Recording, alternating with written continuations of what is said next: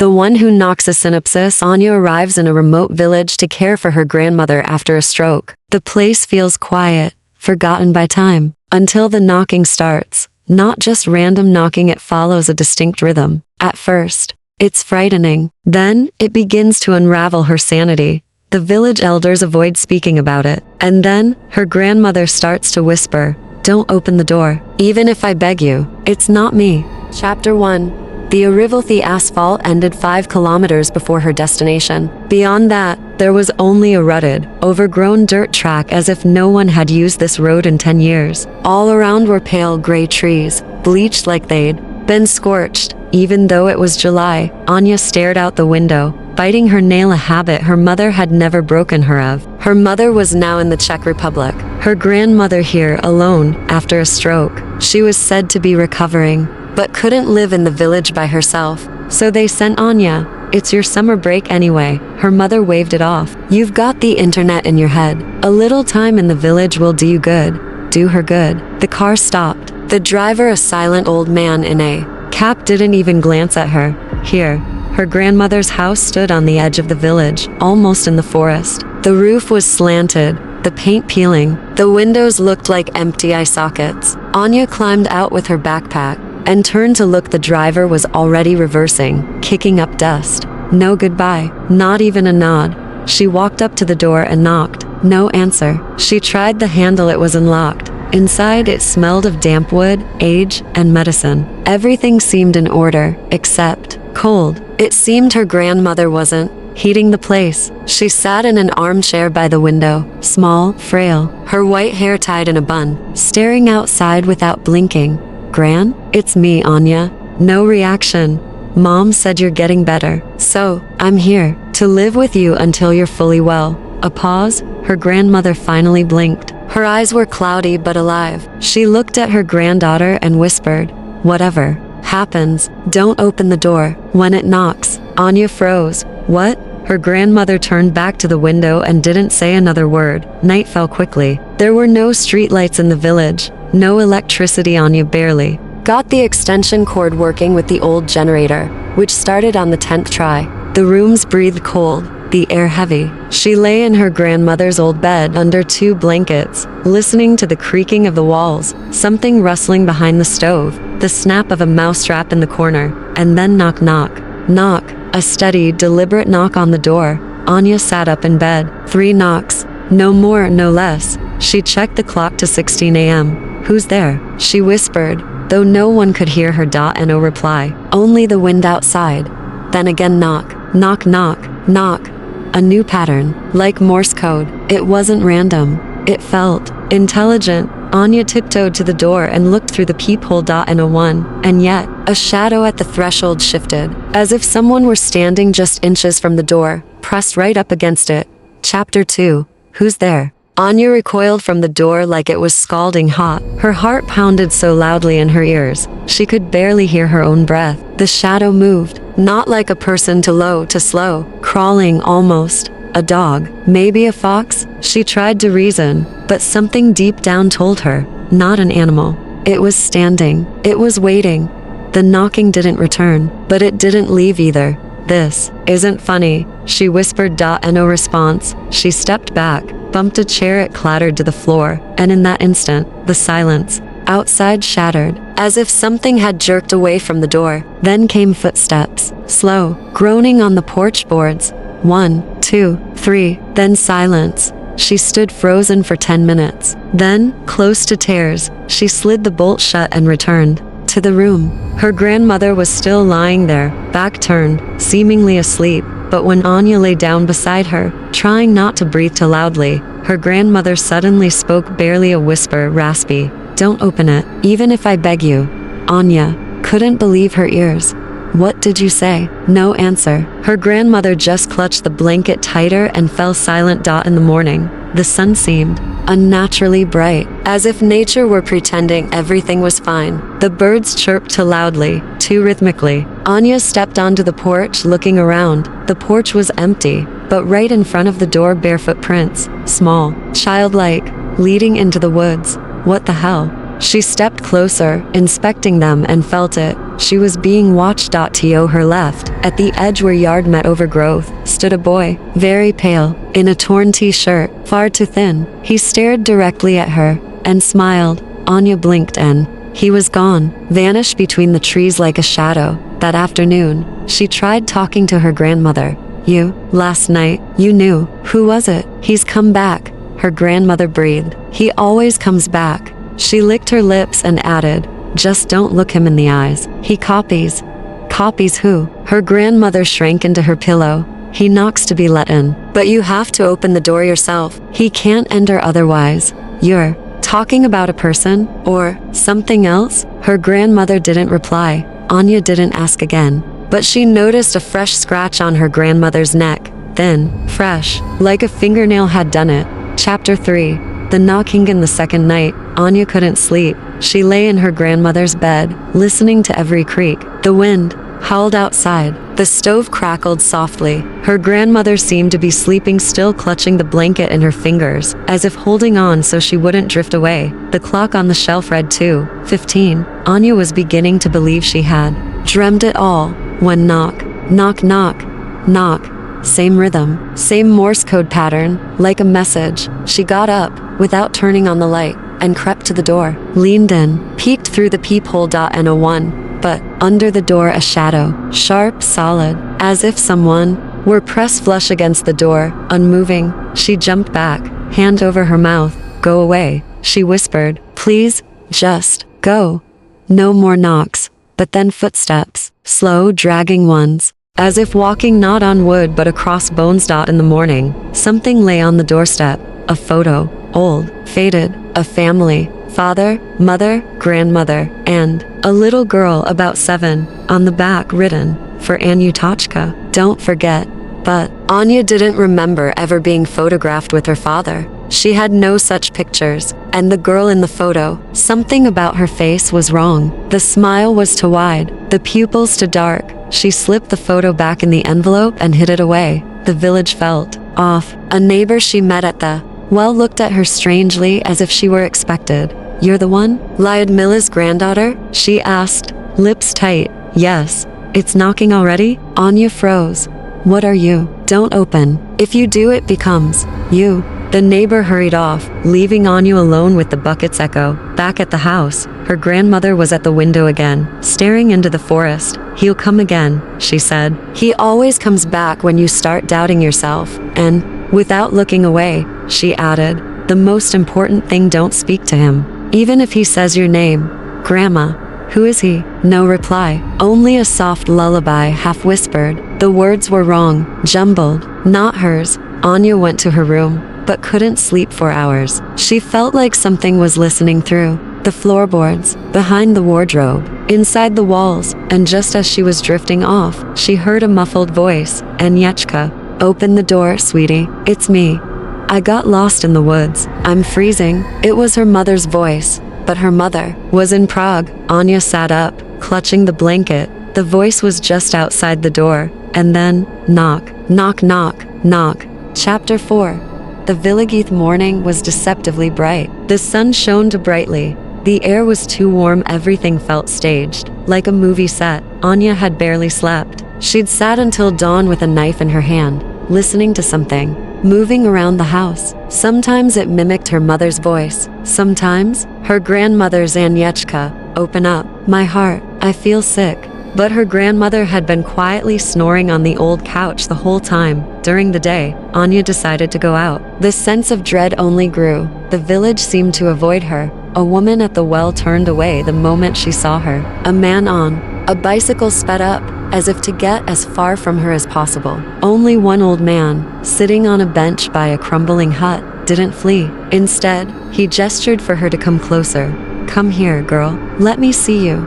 Anya approached cautiously. The old man stared at her face for a long time, then said, for now, you're still you. But soon it'll be harder. He copies. Who does? Anya sat beside him. The creature, the shadow. We had many names for it. Some called it the Hollow One. Others said the Mute. Most just said him. It has no name. It's not human. What does it want? To become you. To get inside. but it needs your will. It can't enter without invitation. That's why it knocks. That's why it talks. It learns. First, it mimics speech, then gestures, then voice, then your face. The old man coughed. And when you look in the mirror, you won't know who's the real one anymore. You mean, it can get inside us? He touched her forehead gently. Inside you. On the way back home, Anya felt she was being followed. She turned. Nothing. But behind the bushes a head darted out and vanished again. Too fast, too silent, like a lizard, wearing a cartoon print shirt, the same one the boy in the woods wore. She ran. Through the overgrowth. Across the yard. Into the house. Slammed the door shut and locked it from the inside. Her grandmother was sitting at the table, eating boiled potatoes with her hands. Her fingers trembled, but she ate greedily, like a starved animal. Where did you go? She asked hoarsely, not looking up. Into the village. They say, he can become someone. Her grandmother froze. He became my husband. She whispered, an exact copy. I let him in, and in the morning, I found the real one in the well. She raised her eyes. The one left in the house spoke like him, moved like him, only the eyes. The eyes were empty. What did you do? I locked him in the cellar, until spring. Then he was gone. But the knocking, she shrank into herself. The knocking stayed. That night, Anya awoke to heavy breathing beside her. Grandma? She lay facing away, breathing too fast, as if drowning in her own lungs. Are you okay? Her grandmother whispered. Anyechka, if I start speaking strangely, if I say things I shouldn't remember, don't believe me. Even if I cry, even if I scream, because I might not be me anymore. Chapter 5. Grandmother's voice at the house was too quiet, not even the usual creak of the floorboards or the whisper of trees. Like everything was holding its breath, waiting. Anya lay awake, staring at the ceiling. Her fingers clutched the pillow. Her legs were numb from tension. The old clock ticked to 16 a.m. She held her breath. Knock, knock, knock, knock. Again, that same rhythmic tapping, like the breath of the dead. Anya didn't go to the door. She just sat up and covered her mouth with her hand. The knock came again, and then silence. Suddenly, Anyechka, sweetheart, it's Grandma. I fell. Open up. I'm hurt. I can't get up. It was her grandmother's voice, but too strong. No rasp, no old woman's tremble. It sounded smooth, rehearsed, like a recording. I hit my head. It's dark, Anyechka. Please open up. Anya jumped up, her hands trembling. She looked at the door, a shadow under the crack. Then she tiptoed toward her grandmother's room, keeping the lights off. Her grandmother was asleep. Half of her face glowed in the moonlight. Her breathing was steady, lips slightly parted, alive, calm. Then who's speaking outside? The knocking grew louder, no longer rhythmic, now furious, aggressive pounding, bang, bang, bang. And then, the light under the door changed as if someone crouched down, and from beneath the door an eye appeared, large, black, no whites. It stared straight at Anya, and then the voice again. It's Grandma, Anyechka. I'm at the door, dear. It's dark and scary out here. Just open up. Let me in. The voice softened. It felt like it was now inside her head. Anya clamped her hands over her ears, shaking. He knows you're awake. Her grandmother suddenly whispered from her room. He's crawling into the house through you. Don't answer. Don't think of him. Don't say his name. He feeds on names. Then the door creaked open. Just a little, a few centimeters, like a fingernail scraped the lock. Behind it, her grandmother's body, but too tall, too thin, distorted, like smeared shadow. There you are. Her voice croaked, but the lips didn't move, and the eyes were not her grandmother's. Black, endless, drenched in the void. Anya screamed. She woke up on the floor, by the wall. The door was closed, the bolt locked, but on the inside surface, 5 claw marks, deep gouges, like from an animal trying to get in. Her grandmother sat at the table, smiling, humming something unfamiliar, a melody with no words, pulsing, repeating. Knock, knock, knock, knock. Chapter 6. Shifting fast, Anya stared at her grandmother across the kitchen table. She was eating oatmeal, with the hand that had been paralyzed days ago. The movements were too precise, as if someone had studied how people use spoons, and was now trying it out. Anya said nothing, just sat down across from her. The table creaked and her grandmother flinched like a predator. What? She frowned, but something about her face was off. Eyebrows too high, corners of the lips unnaturally curled up, the eyes too still, as if no pupils, just black slits. Anya forced herself to ask, "Did you sleep well?" A pause, too long. Then her grandmother smiled, a fake, cardboard grin, like a dead baby. The milk in Anya's cup rippled from her trembling hands. Later, she found a wooden box under her grandmother's pillow, carved into the lid. "Don't look. Don't open." Inside a bundle of old photographs, in every photo her grandmother, and beside her, Anya. But Anya had never visited the village as a child. She never sat by the stove with her grandmother. She didn't remember any of these pictures. In one photo her grandmother holds her in her arms, but the girl's face is gone, just a dark void, like rotted flesh. And in the background at the window stood someone, tall, bony, with a sagging neck, no eyes. Anya threw the box and ran from the room. The air in the house had become heavy like before a storm. Her grandmother was still singing in the kitchen, that same strange rhythm. Knock, knock, knock, knock. That night, Anya barricaded herself in her room, wedged the door with a chair, placed a knife by her pillow. She kept the lights off. The air felt thick like inside a grave. At exactly to 16 something moved behind the door, a scraping sound, like a nail dragged along the wood. Then slow steps, right behind the wall, and a whisper. "Are you sleeping, Agnieszka? I made you some warm milk. I have your favorite cookies." The whisper was wet, like it bubbled up through a throat full of slime. Then two hands pressed against the door, gray skin, black nails, palms too still to be human. "Open the door, sweetheart. I'm your grandmother. Look at me." Anya stared through the gap under the door. An eye appeared again, but now it was her own, exactly, perfectly. And the voice changed. "I am you. You want to let me in, because you already called for me, in your sleep." Anya screamed and stabbed the floor with the knife, grounding herself in reality. At dawn, everything was quiet. The door still closed. And no traces left, but her grandmother sat by the window, and now sang in Anya's voice, "Be still. Don't breathe. He's already inside. He's already inside you." And then Anya understood. Her grandmother was no longer her grandmother. And maybe Anya was no longer fully Anya either. Chapter 7.